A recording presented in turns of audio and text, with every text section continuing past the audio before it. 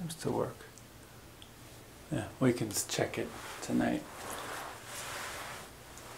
So yeah. I'm sure. I'm so lucky to have this place here. It's so comfortable. Have everything right here. It's just like my home. Mm-hmm. And Yeah.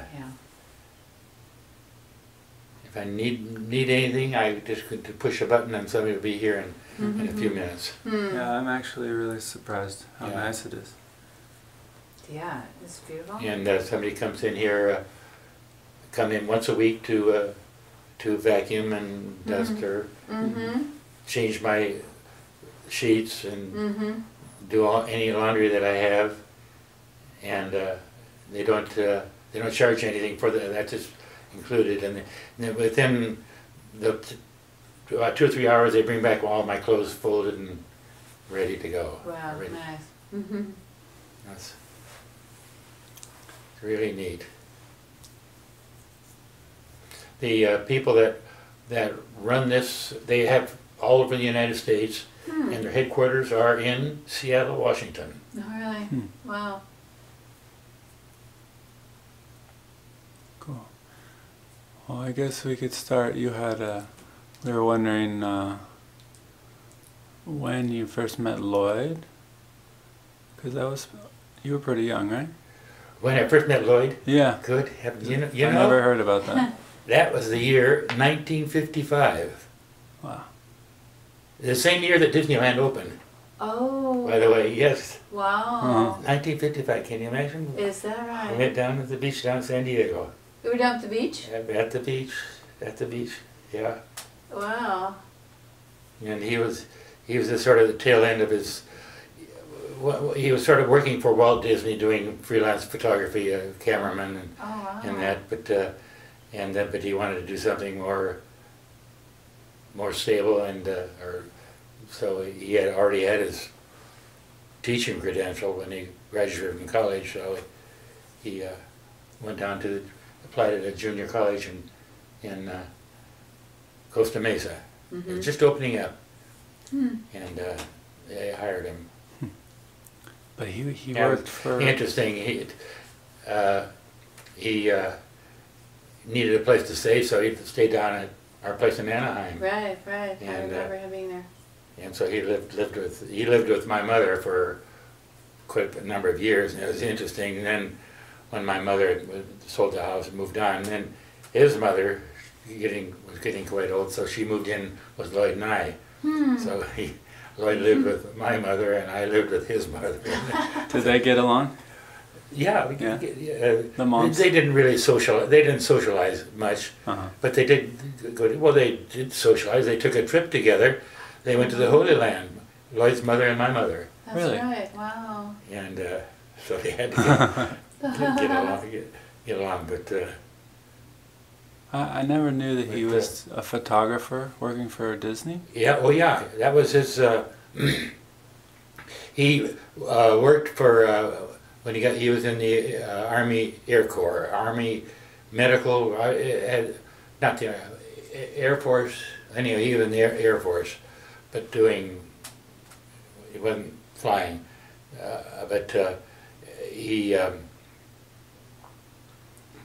was going to get into that, but anyway, but no, he worked for years down at Palm Springs, running the Desert Museum there, and then when he left that, he started working for Walt Disney because he knew Walt Disney personally because he used to go over his house a lot of time, and he said Walt Disney, when they needed a camera, they used to call up Lloyd to borrow the motion picture camera from the museum to bring it over to his house to show some pictures. Oh, wow. And so that's how he got to know Walt Disney, and then he went from there to teaching,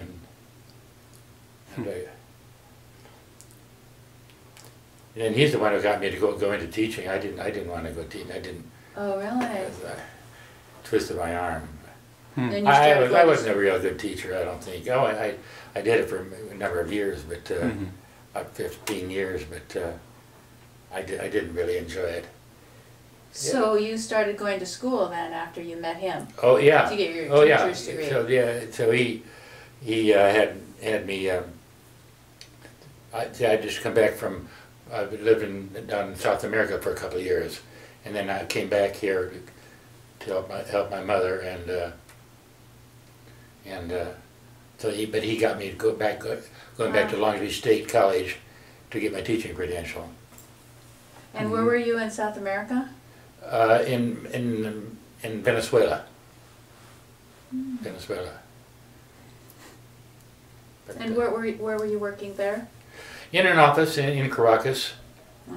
doing book work and doing using my Spanish, doing some local purchasing for things, or getting government permits for things. I've hired mainly because I could speak Spanish, not too well, but because you have to live down there for a while before you can really talk it. Right. But yeah,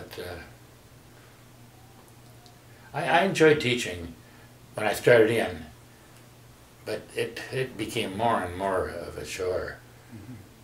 You started. I think this was about the time Vietnam was going on then, and that caused a lot of unrest among the young people. Right. There were a lot of protests going on, Right. marches, protests, and that. And that affected the students too, I'm sure, and they're becoming more unruly, and sometimes in certain student assemblies, some of the kids wouldn't stand up. They'd defy you say the Pledge of Allegiance. You don't, they wouldn't stand, and stuff like that. Right. And so things started getting. I enjoyed it at first, but then things were getting more and more radical, difficult. And you taught Spanish. I was just happy to. What year did you start teaching? Do you remember? She. Well, it was after you met Lloyd, so it was, Oh yeah, after I met Lloyd, yeah, he's the one who got me going so back it to might school. have been 1960. Yeah, so then before then, in Before about 1956, 57, 50, around there. Right. And Yeah. what was Lloyd teaching? He was teaching at a junior college here in Costa Mesa. It is one of the largest in Orange County. It has over 30,000 students in it now, I think. And what were his classes? What was Biology, Uh-huh. zoology, all the ologies, and I forget what. But he had a lot of evening classes showing of photography, because he had built up a huge library of pictures, and there used to be a lot of using of slides. He used them in his classes, because he always took pictures of plants and birds and animals and all that, and all types of geology he'd take pictures of. So he was really well prepared to put things up on the screen for the students. So when you guys would travel, was it like a plan to also take pictures on the trip, or Or it just happened naturally, the pictures? No, we took different tours. We'd like to our first trip was in 1950, 57, 58. Yeah, it was through Long Beach State, and we did Europe, and we did Europe we attended different schools. We did school in London. We did some biology school outside of in the Constable country in England. We visited a forest camp in the Black Forest in Freiburg. We visited a camp there, and this was not too. Well, it was about 8 years after the war or so, Wow. and we being from the United States, they wanted to do something special for us. So they put on a dinner for us at the forest camp there, Wow. and then we went to went up to Switzerland to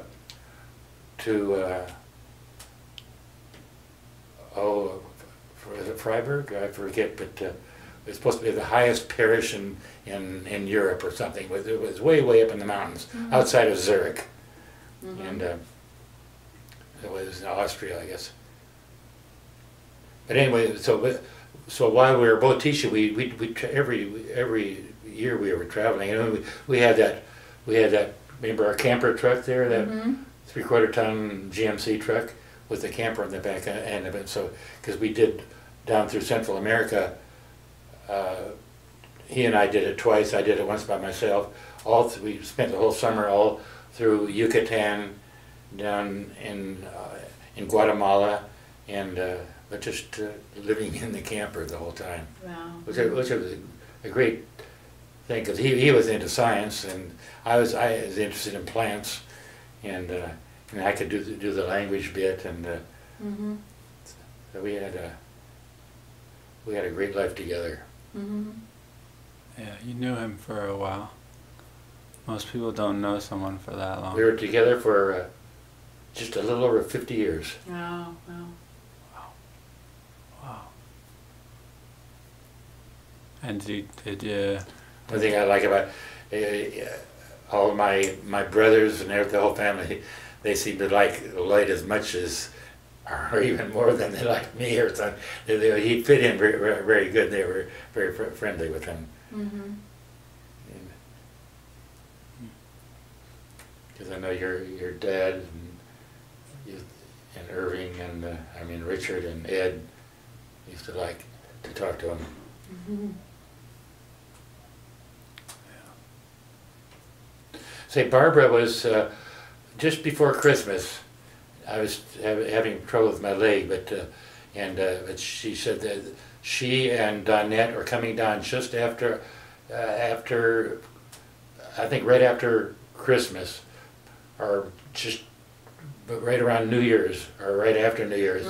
Barbara's celebrating her 90 or Her 80th. 80th birthday. Right, right. And so they're she and Donette and her a couple of her daughters and that they're coming down to San Diego to spend to give Barbara a trip and celebrate her. Right.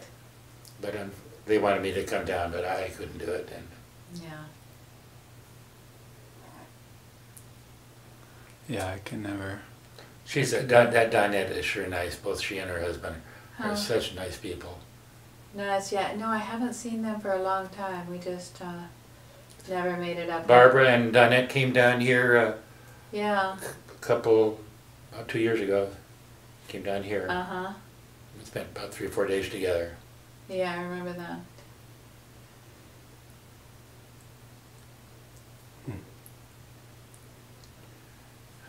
Well, tomorrow we've got find out about a battery like this, and then we're gonna Right. go down this same street, Chapman, For AT&T. about the telephone, Right. and then if we want to, you want to see the Yeah. house Yeah, yeah, that'd be great.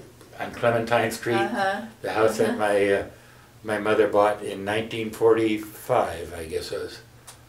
Is that right? That was about In 1945. 1945? Yeah, The second. just Or at, the first one or the second one? that's the second house. The house that she and Bill, well, they lived up in at Kent, Uh-huh. and that was during the World War II. And then the war was over in 45, and then they were living at the ranch there, and I Right. don't know if your parents were there also, but anyway, so they decided they're going to move to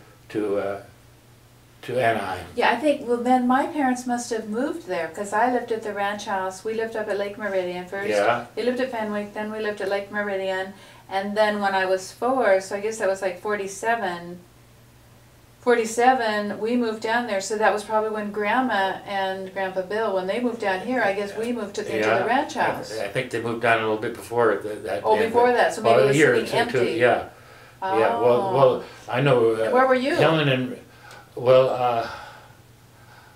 was going to you were university. I was going to university then. I started to go to university in 1943, 44. Then when University of Washington, UW? Yeah, that's when I went to the University of Washington for 1 year.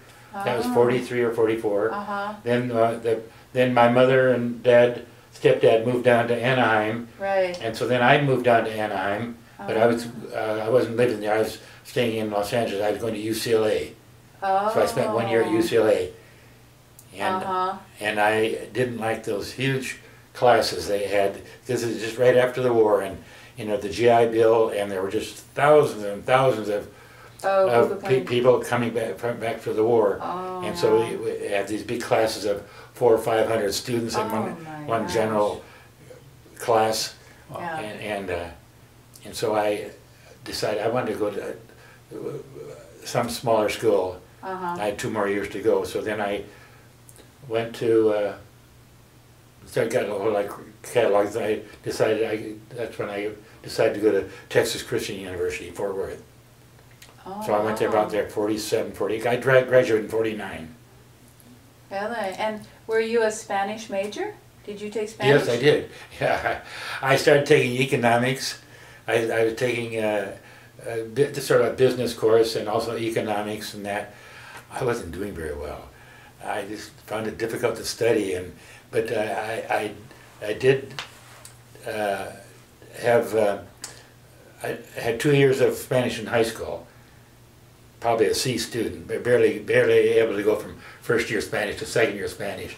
But then I thought, well, at the University of Washington, you take an elective or two, and so I took one elective in Spanish, and yeah, I got an A in the class. And then I took another, because I went there for 2 quarters in one semester or one semester, I don't know, but a little bit more than a year. So I took more Spanish classes, and I got good grades.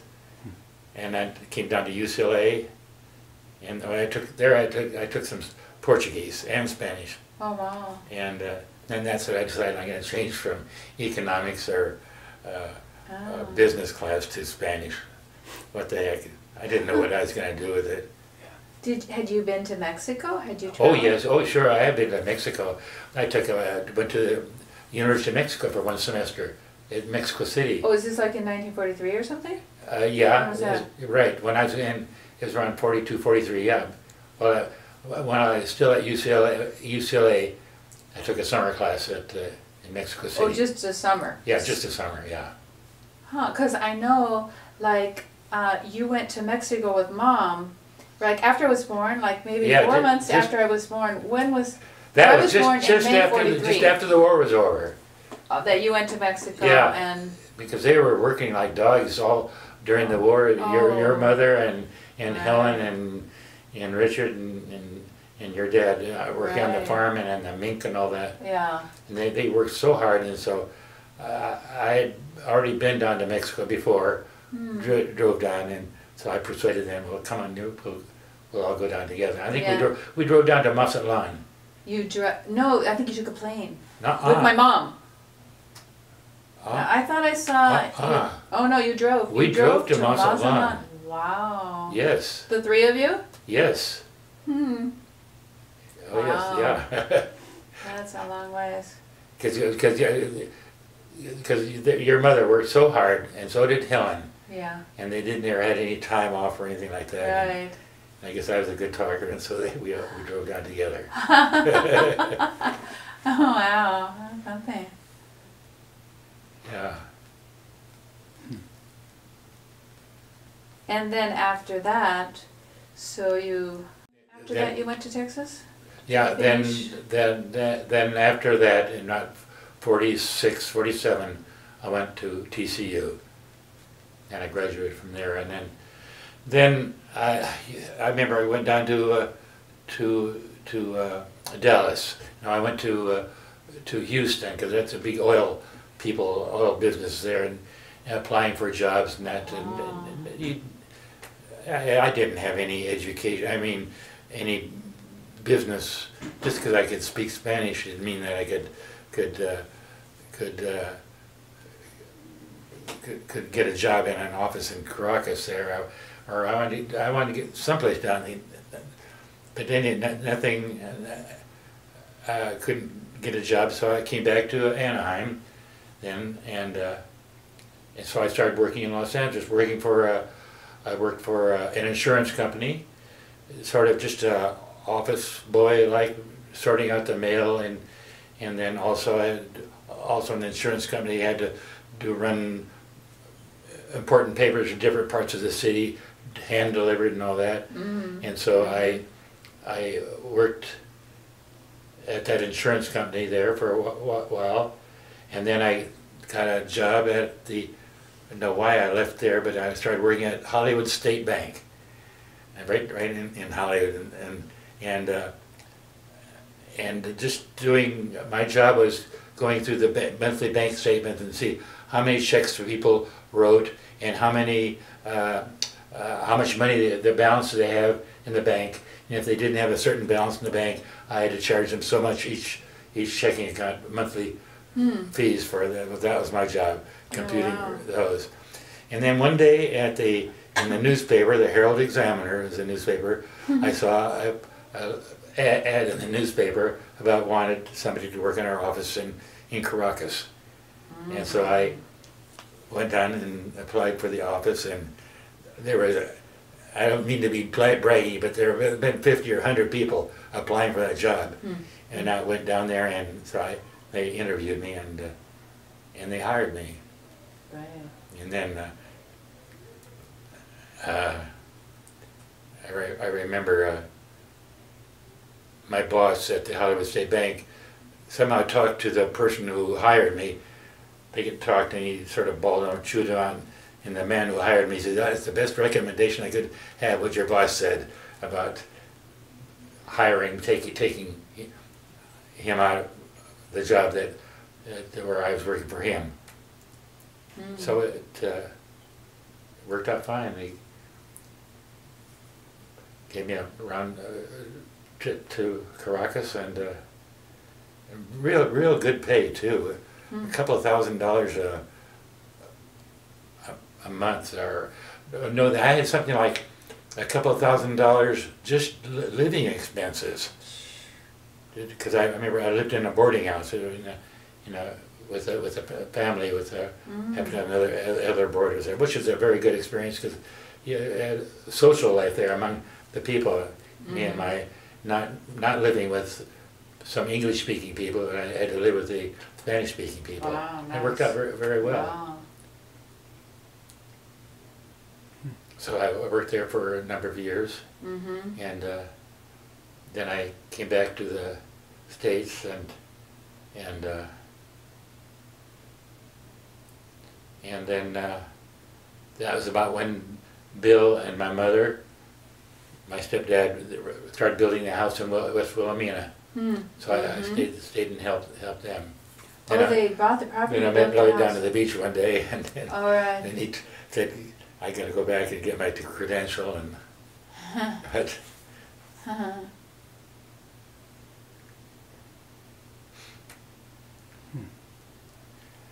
I think I at times feel sort of sorry for myself, like, but I think all the things that I was able to do, I know. especially Amazing. working with when Lloyd retired from his Orange Coast College, he was hired by this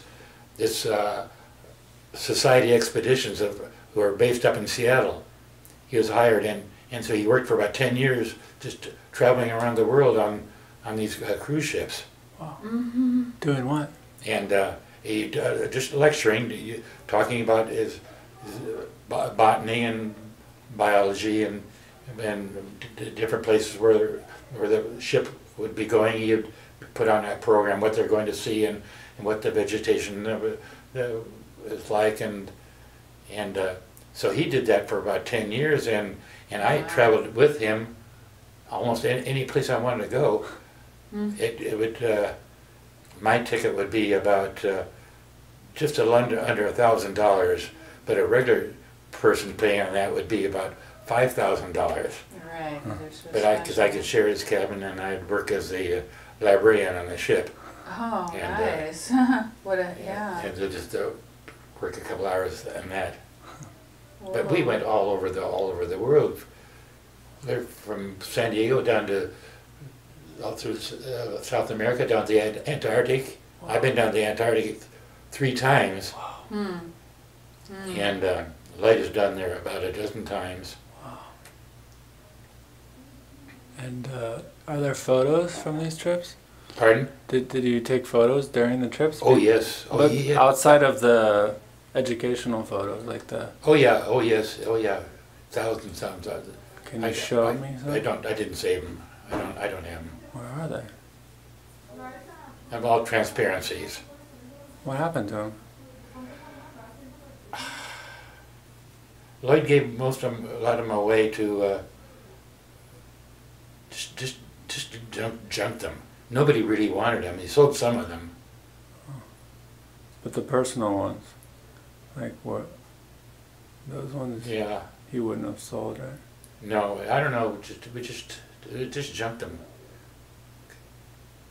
Because and see Lloyd, the last couple of years Lloyd was pretty sick. He could barely walk and pretty much bedridden.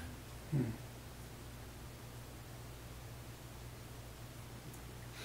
But he, I think he had a easy death though. He just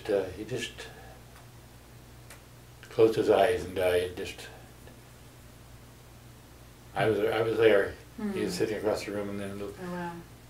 we had somebody helping take, who was taking care of Lloyd 24 hours. You know, with his food and bathing and all that. Mhm. It, never. This fellow, he was he was from China, and he said Lloyd was breathing. He said, Really? and I said he said Lloyd just died. I was sitting over here watching television. Lloyd was watching television too. And just like that, he closed his eyes. It was gone. Mm. But that's the real way to go. Yeah.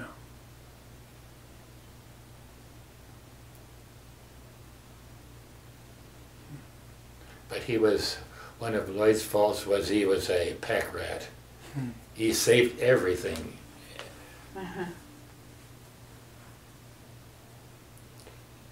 But the person who has a house now is a guy from Azerbaijan, Russia. Was a student that lived with Lloyd and I for a couple of years. He was getting his teaching credential at UC Irvine, Uh-huh. and he took care of the house. He paid me a certain sum of money, enough to keep me going, and also we have an agreement. If I need any help, he's going to be there to help me, and he does. Ali Gaimi is his name. He comes by and helps me if I need any help. Mm-hmm. So he took over our house. Mhm. But was a good friend of both Lloyd and mine. Mm. And he teaches in Los Angeles in Compton, which is the poorest of the right in the heart of the Negro area, where Oh, any riots or anything like that, or any Negro disturbance, that'll be in Compton, and he loves it. He teaches in elementary school, Oh, uh-huh. and he's been now teaching for over 10, 12 years now, and he has seniority. He could be teaching someplace else, but he likes living in Compton. But he's born in Azerbaijan, which is part of Russia, down toward Iran. Oh. Compton. Uh-huh.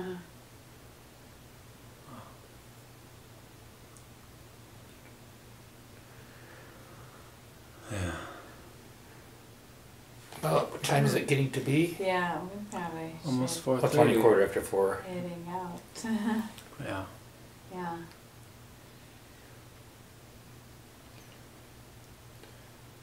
And you kept these pieces. They look mostly African. Yeah. The what? The pieces that you kept from the old house. This isn't all of them, is it? Oh no, there's piles of stuff that we left there. We gave it some of it away, but no, I just took a few things. Yeah. I should have taken more, but I did. I didn't. It's nice. Cool. I really like those ones. You like those, huh? Very good. Oh, they're nice. Yeah, that one there. Yeah, We bought that. Yeah, Yeah, that's really we cool. bought that in the airport in Copenhagen. Our first trip over there, in 1950, 58, I think Really? it was, and it was just a roll of paper, like a piece of Oh of, my gosh. like a piece of wallpaper. It's like, but it was painted, Wow. and so we brought it home and we mounted it. Whoa. But it was, I like it. It looks like one of the paintings from the cave paintings, like Altamira Lascaux or Caves. something like that. Yeah, it does. It's, yeah. Primitive cave painting. Huh. Mm-hmm.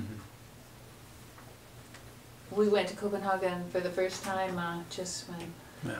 You went to what? We went to Copenhagen for the Oh, first yeah. time in October. Yeah. We took the ferry across the Uh-huh. Baltic Yes. and we drove I up spent there. about 3 or 4 days in Copenhagen with my mother. Oh, really? Yeah, we went over. My mother and I went over by ourselves. Well, no, and we did the trip. Hans Christian Andersen's Right. Denmark. Yeah. We were Uh-huh. traveling all around by Oh. bus. There were about 8 or 10 of us, and Oh. it was Denmark was very nice. And every day our tour leader would read us a Hans Christian Andersen story, Oh. and Yeah. yeah, that's right. My mother and I did that trip, and she had a great time in London buying china. I don't remember some of the china she had. She had some Spode, she had some Wedgwood and that, Right. but she right. bought $umpteen worth of china. And then she came. I stayed over there. I went to Spain. I had been to Spain before, Really? and she came home on a steamship. Mm. Hmm. That was after Bill had died, and she had already had built a house. Oh, so that was the second house in Anaheim. Well, they only built one house. Oh, they built one house and then they Yeah, bought the first one they bought when they left Kent and came down and right. found that little Oh, house, Wilhelmina. just a little 2-bedroom house. But they did behind the house. They had a double garage, and so they built a 2-room apartment, 3-room, well, Right. living room, bedroom, and bathroom, Uh-huh. kitchen, up above the garage of the Mhm. house. And then Grandpa Bill had a workshop out back. Oh yeah, He would, oh yeah, uh, he had to go lathe be down there. creating things out of wood. Yeah, Hmm. Uh-huh. Well, maybe we should get going. Mhm. Sure. yeah. Let's see if you can get this thing running. Yeah, Let's see, who's you want to do it? I think Ira? it's not that hard. You can figure it out. Excuse me. Oh, I know.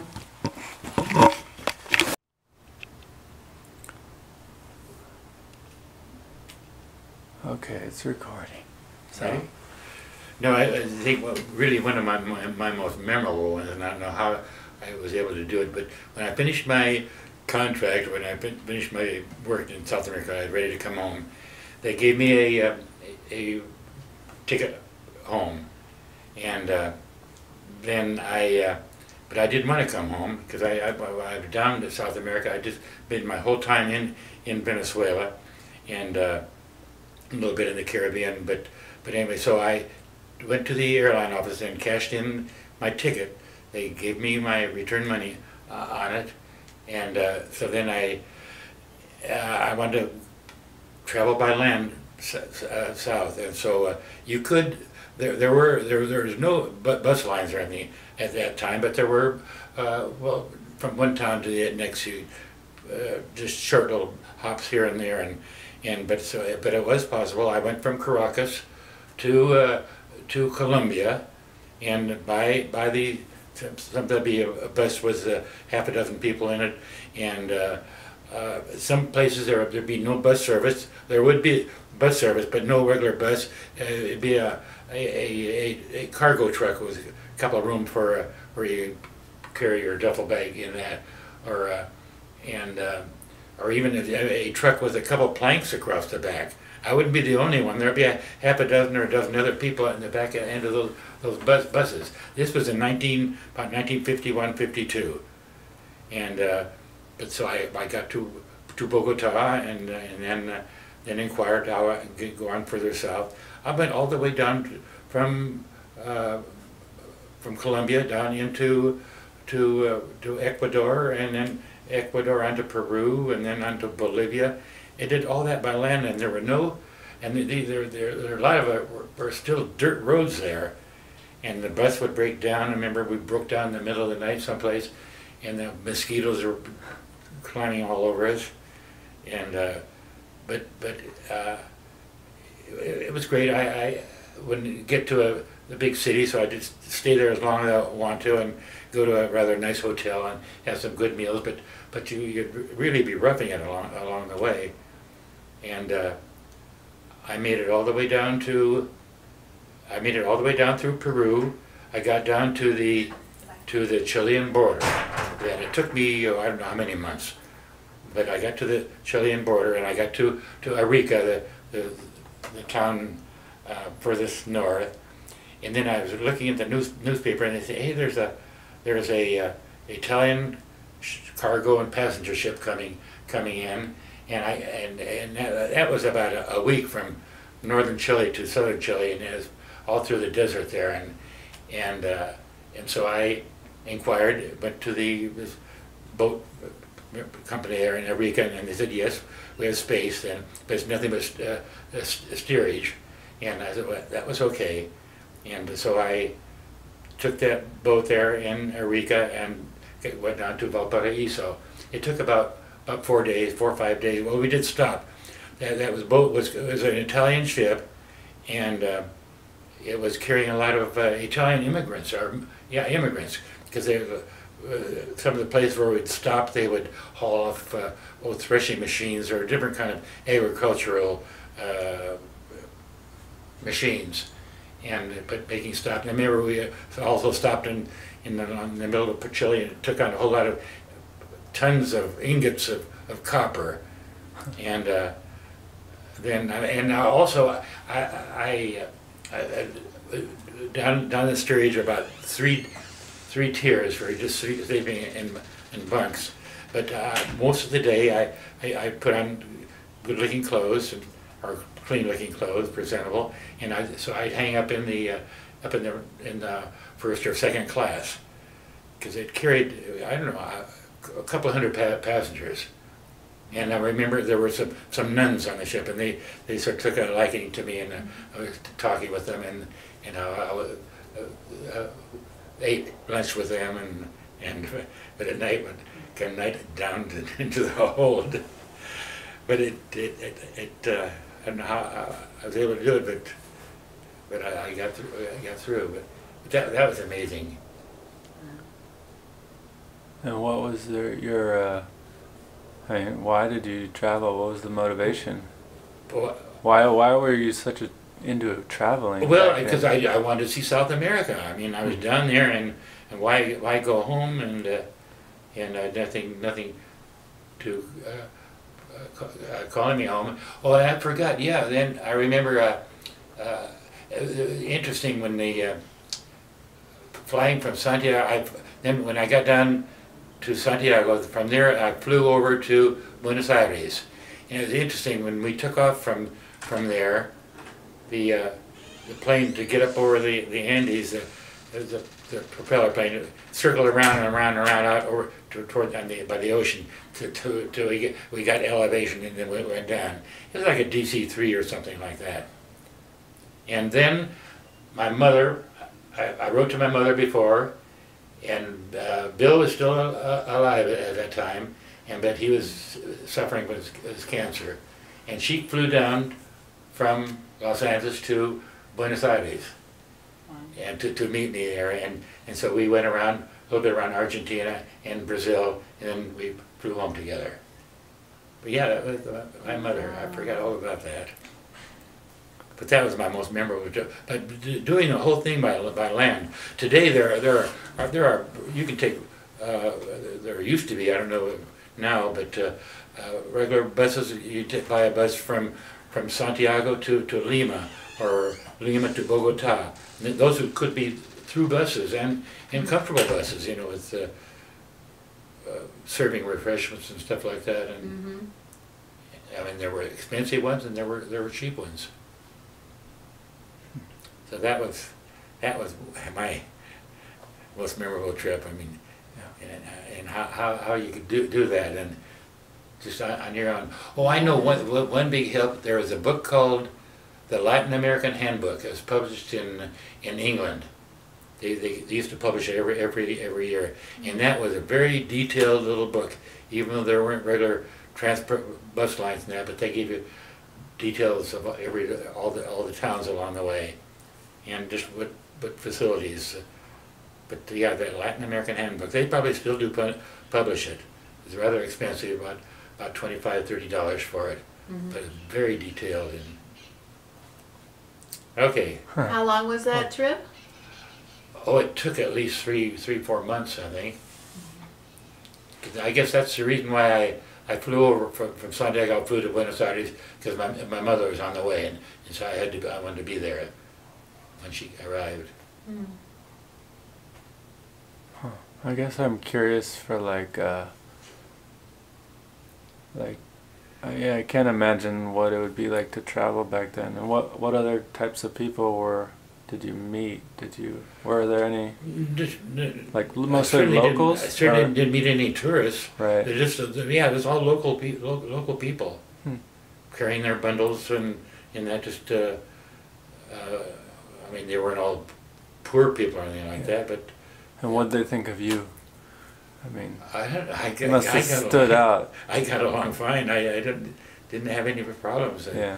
Amazing, I didn't get sick or anything, because there weren't restaurants in a lot of the places.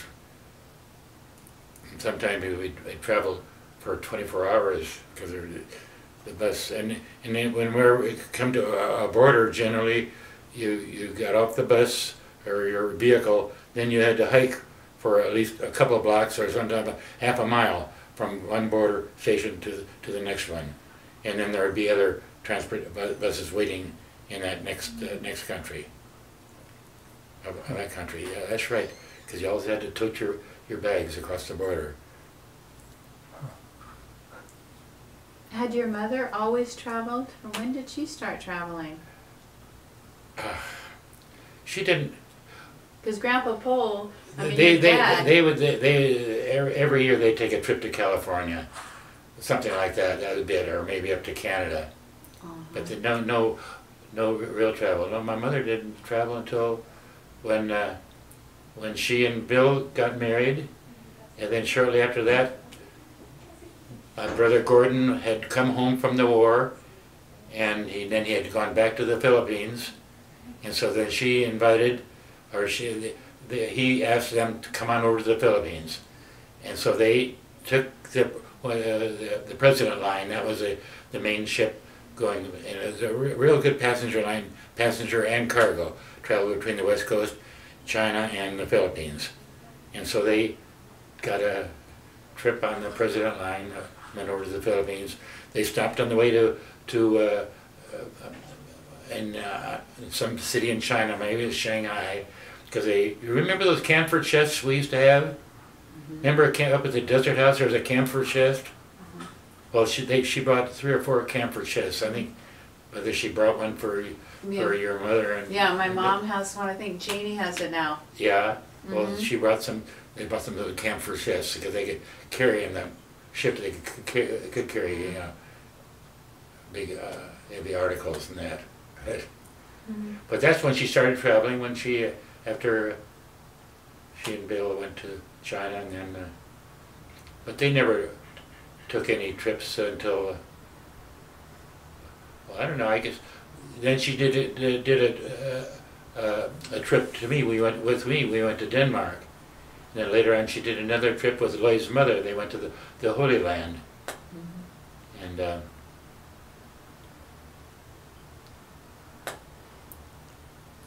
no, she didn't. Well, she didn't have much time when before she became a widow.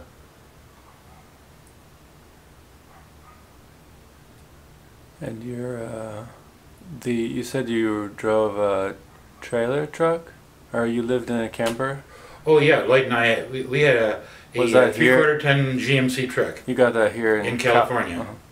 And you drove it. Well, we had a little Jeep, 4-wheel drive, a little tiny thing with a little tiny camper on the end of it. We bought it in Anaheim, and it was a used thing. We used that for a couple of years, and drove down into Mexico. But it was a tiny thing, and we had a couple of breakdowns with it and that. Mm-hmm. So then we splurged and got a brand new 3/4 ton GMC 4-wheel drive, and then those days there weren't too many campers or built together all one big unit like now. There, sort of the thing was to have your big truck and then put a big camping unit on the back end. Uh-huh. But it was all with water tanks and everything. It was almost as good as the ones today, but no, we had the 3/4 ton, but that was a real heavy 4-wheel drive, so we could really go through heavy, because we drove the length of Baja California before they had any road. We did that a couple of times, and then driving through Central America 3 times with the vehicle. Wow. Getting stuck in the mud, where the roads weren't paved some places, but and not once did we ever stay at a formal campground. Campground where you go in or where you have hookups with water and you have a guard or something like that. We always stayed out in the woods someplace, behind somebody's barn, and down in Central America. Huh. Wow. And I used to enjoy, because it had a regular stove in it and an oven, and making up some pans of brownies or a meatloaf or something like that in the oven, and sharing it with the people around there that where we were spending the night. So you usually visit with the people? Oh yes, yeah. 'Cause I remember when they were looking in the door, and they said, "And look at it, he even has a television set." It was the oven; it had a glass door on it, and they said, "Look, it even has a television."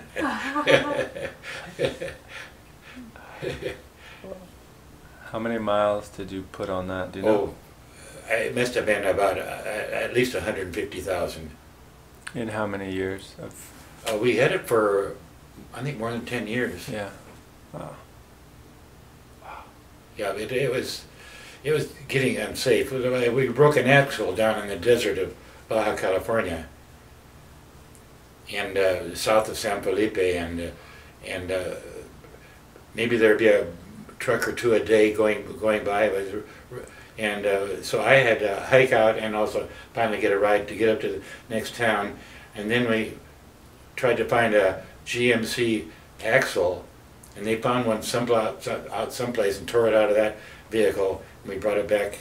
It took us a little better than almost 2 weeks, I think. And I had to do all that hiking out. And what was Lloyd doing? He was guarding the truck. Yeah. That's a hard job. But that was just beautiful, though. Huh. I remember one country which is the worst off is El Salvador, full of banditry and whatnot, and that was one of our most favorite countries, because they had sort of like, they sort of called them like national parks, but they were just a park of a couple of blocks for picnicking and that, and when we would come to one of those, even one of them had a swimming pool in it. And when they close up on it dark, they close up, and they give us permission. They close the gates, and then we'd spend the night in the park, and we're perfect safety there because we were guarded, and but all through Guatemala, all down through Costa Rica, down to Panama. Wow. No camping grounds. Yeah. Just in the wilds. And so how do you refill food and fuel Oh, and water? well, they had stores along the way. Okay. Even they had some mini supermarkets along the way. Okay. And when we wanted good water, for drinking water, we would go to in the outskirts of town. There's always a Coca-Cola beverage bottling place or some soft drink bottling thing.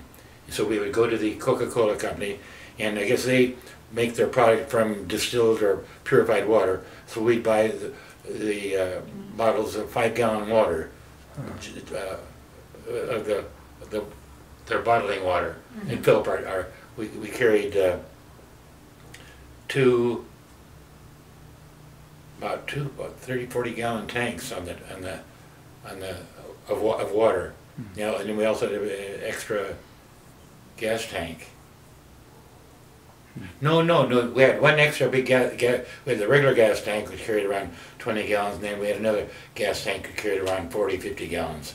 And on the opposite side, we had a big tank of water with a little faucet on it. But it was interesting. We would go to the bottling works and buy our bottled water for the tanks. One year, we filled that water tank up full of vodka. Whoa. I forget, I must have 20, 30, 40 gallons of it.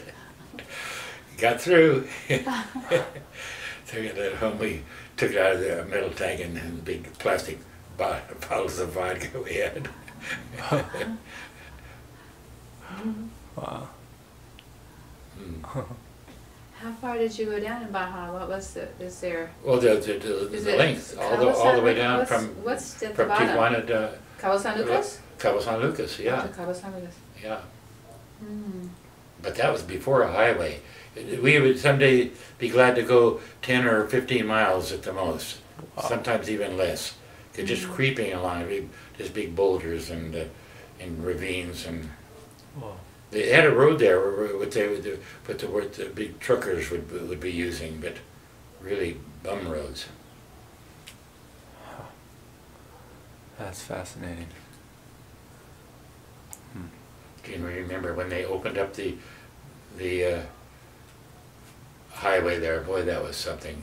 1972 or something? Something like that. I went down in 1974. They had a highway there. Except there was a big drop off. Oh, on the yes. side. Oh, sure. There was no place you could go. There's no place, just straight down. Oh yeah, that was the most beautiful road.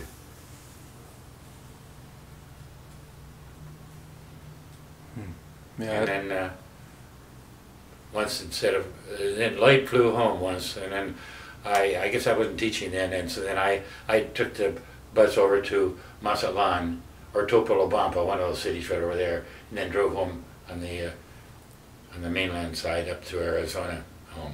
Took the ferry from La Paz? You had a ferry from La Paz, and another one from a city called, from Guaymas, either way. Yeah, I took it from Guaymas. It carried big trucks, cargo trucks, and automobiles. That's why I'm so happy. I mean, I'm sort of, disabled and whatnot, and at times feeling a little sorry for myself. But then I'm just thinking, gee, the things that I was able to do, the memories that I have, I'm lucky, and I can live with those now. And that's why I did so many things.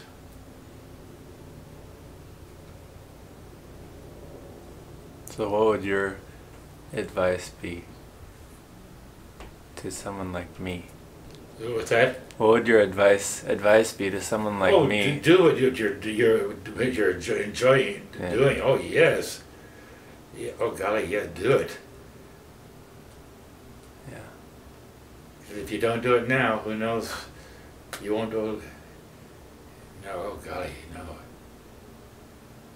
No, if you're able to do it, do it.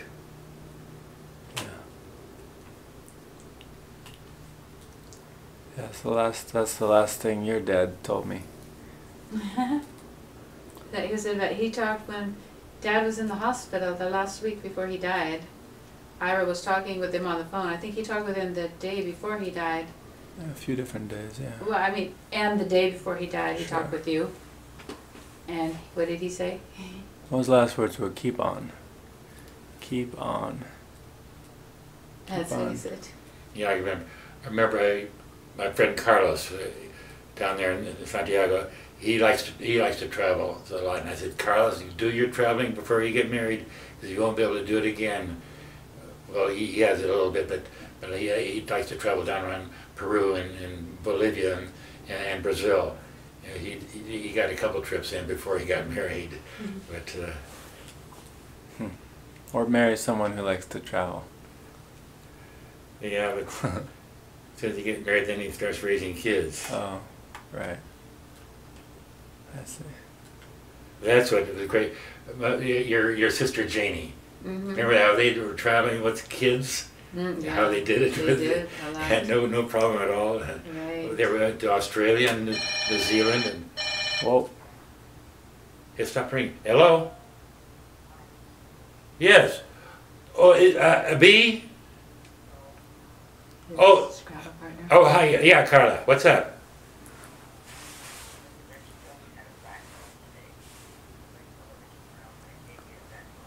Oh no. Is it right now? Well, I'll tell you what. I my